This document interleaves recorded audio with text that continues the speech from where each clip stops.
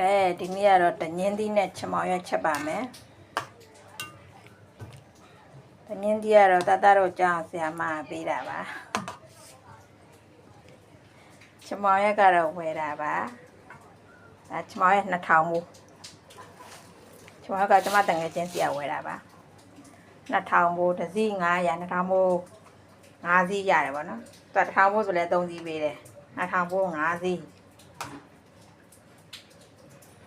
မော်ရနုနုလေးနဲ့တညင်းသီးနဲ့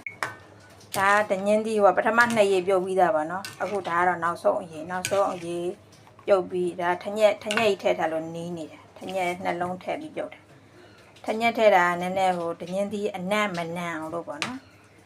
အနံ့မနံအောင်လို့ထည့်တာပါရှင်ဒီအရေလေးခန့်အောင်ပြုတ်လိုက်ပါအောင်မယ်ရှင်ဒါချမောင်ရဒီသင်ထားတဲ့အတိုင်းမှာရေဆေးပါတော့မယ်ရှင်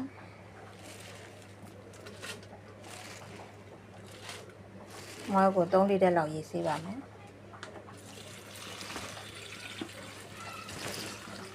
မှသေးတွေပြောင်းမှာပေါ့နော်သေးတွေဖုံနေညောင်း3လီတာလောက်ဆေးလိုက်ပါအောင်ရှင်ဆေးကြောတက်စင်ပြီးတော့ချမောင်ရပါရှင်ရေ9ထပ်လောက်ဆေးလိုက်ပါရှင်ဖုံနေသေးတွေပါမလားသေးတွေကိုပြောင်းထည့်မယ်ပေါ့နော်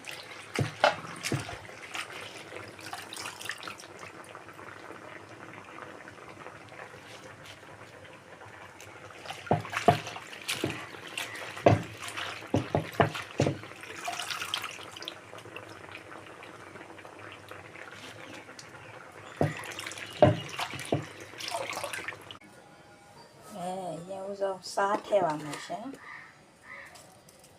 စားနဲ့ညုံနဲ့ထည့်ပြီးအရင်ဆုံးနေမယ်ပေါ့နော်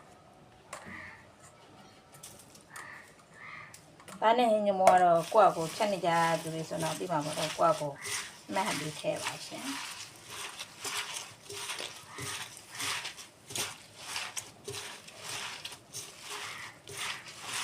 ခဏကျွန်တော်ကရမ်းပြည့်နေတော့နေအားမရှိတော့ခွဲထားပါနော်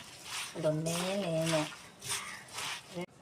ဒီမှာချမကိုနှံ့နေအောင်ဒီလိုမျိုးပါပါနော်နွမ်းနေအောင်နေပြီးသွားရင်ငပိထည့်ပြီးထပ်နေပါမယ်